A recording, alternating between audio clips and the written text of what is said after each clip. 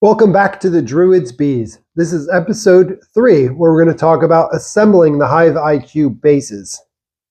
So we decided to get all medium boxes. As we mentioned before, we did this so that we could use all of our frames in all of our boxes. And we also wanted a little bit lighter box so Mrs. Northwind and Kiddo Northwind could pick up the boxes a little bit easier.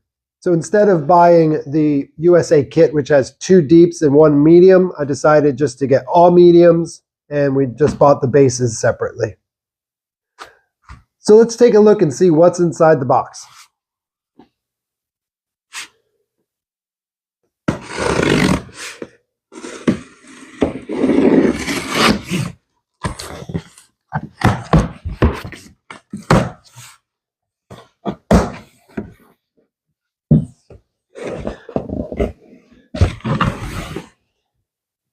So as with all this HiveIQ stuff, it doesn't come with any instructions. You have to find the instructions online, but that's fine. You're here. I'm going to show you how to do it. So it does come with a top. The rails are not secured on it, so we'll have to put those on here in a second.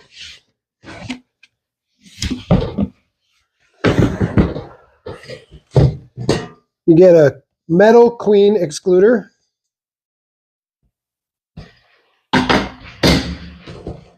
This is the ventilation. It's an aluminum frame.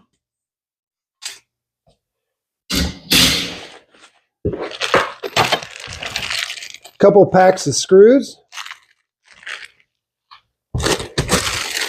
This is the blank for where the pollen collector will sit. So this just sits in there and it covers up that space if you don't have a pollen collector. We'll be installing the pollen collector.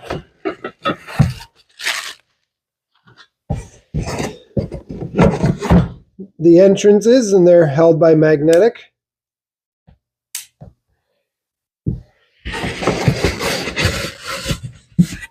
The base itself.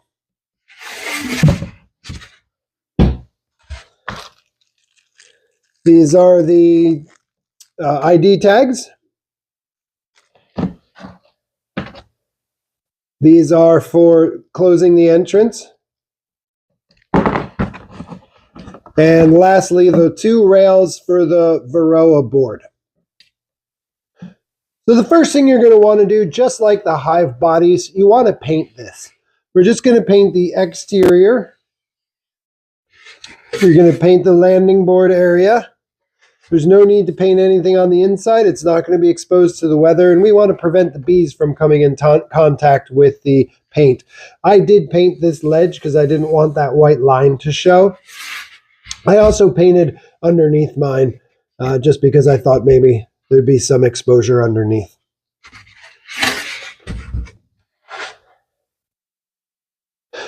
So here's my painted hive.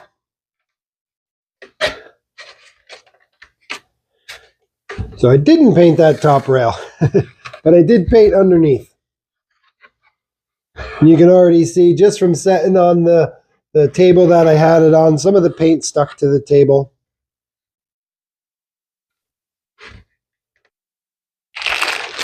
The 2 packages of screws come in this pack. You can see one is for the hive top. We'll use those later.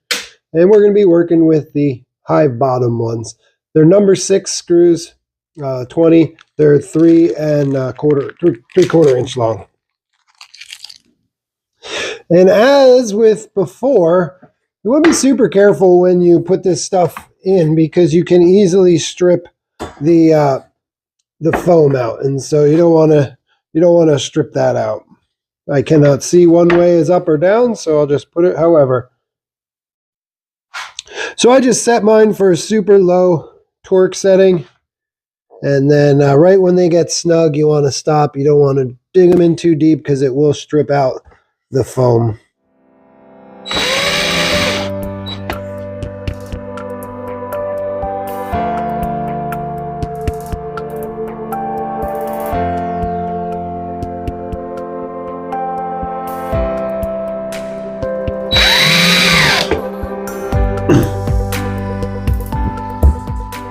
So here now is where I would be putting in this blank, and it would be secured 2 screws there and 2 screws up front. But we are not going to do that. We decided to get the pollen collectors.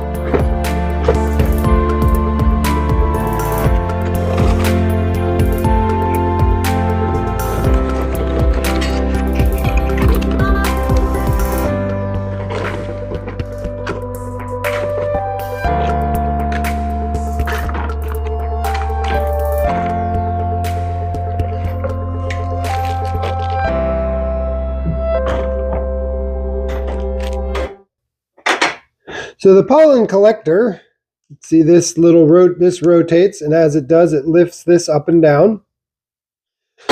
And what that does is it lifts up and down this this little door. So the door will lift up. The bees will have to come in. They'll have to crawl through these small holes, and when they do that, they'll knock their pollen off. The pollen will fall down into this tray, which is down below. And you can save that pollen to feed them back to them later.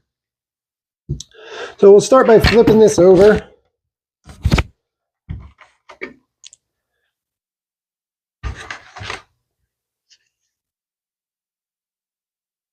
This sets flush right in there. And then it gets secured with 4 screws.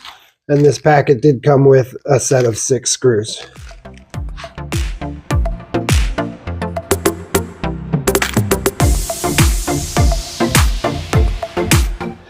While we've got it flipped upside down, let's put the Varroa board. So they just set right into these little grooves. There's 3 holes for screws.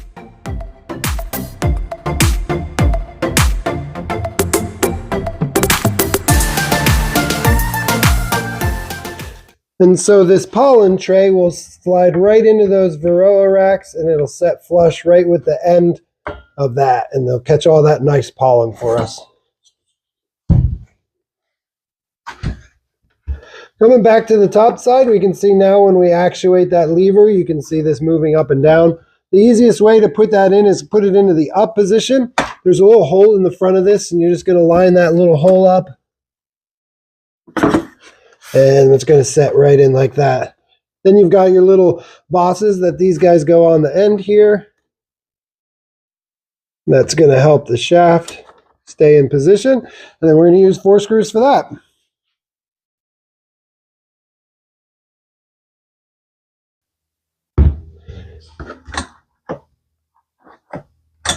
Pretty simple.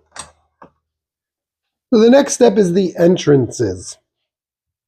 So the entrance is magnetic. It flips up, and underneath it you'll find 4 screw holes. We just set that in there.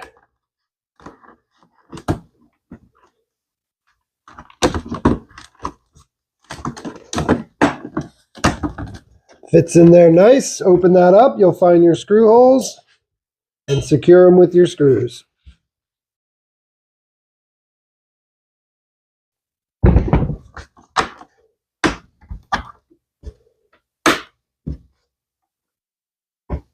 So these 2 little pockets here, this is where these tabs are going to go. So they have a little hook that fits in there, and then they just swing back and forth. These we're actually going to glue in place. We're just going to put a little bit of glue around the outside of this because we don't want to get any up into the mechanism and seize this.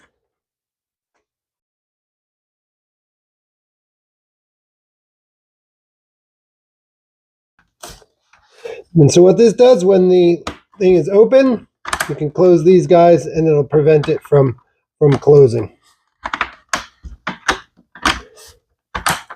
It is recommended that instead of leaving them in the open position where they could get broke, just keep them stored in that closed position, however you decide to run your little doors. We did forget one thing. We were working on this. I forgot to do the RFID chips. And so these are the little ID chips that come with it. And then these just slide onto there.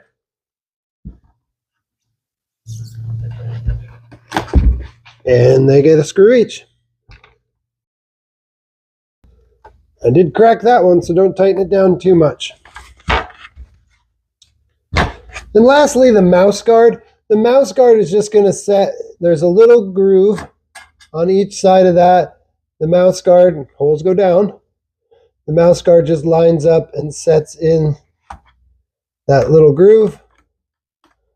And then I don't have the screws. It didn't come with any. And so I'll have to figure out what I'm going to do there. But then this door can still open. And you can still block your hive, your entrances. And it'll keep the mice out. I'm on the fence about this. Not quite sure.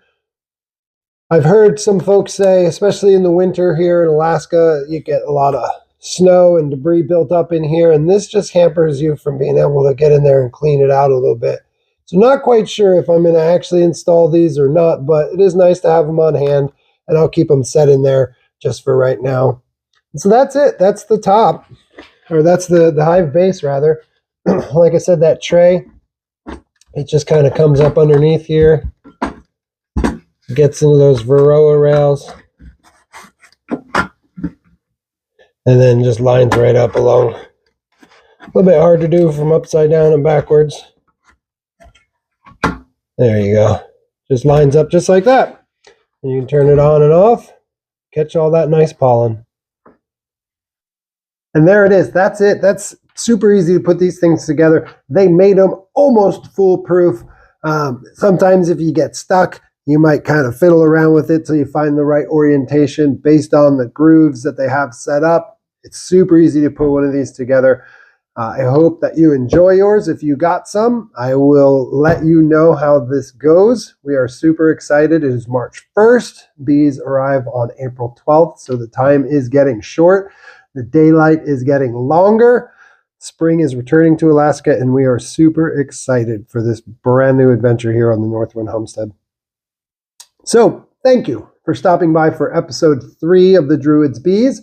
This was assembling the hive bottoms, and I hope you enjoyed this. If you want to help out the bees, you can always buy me a coffee. Swing on back by when you get a chance. There's many more episodes to come as we embark on this wild adventure of beekeeping in Alaska.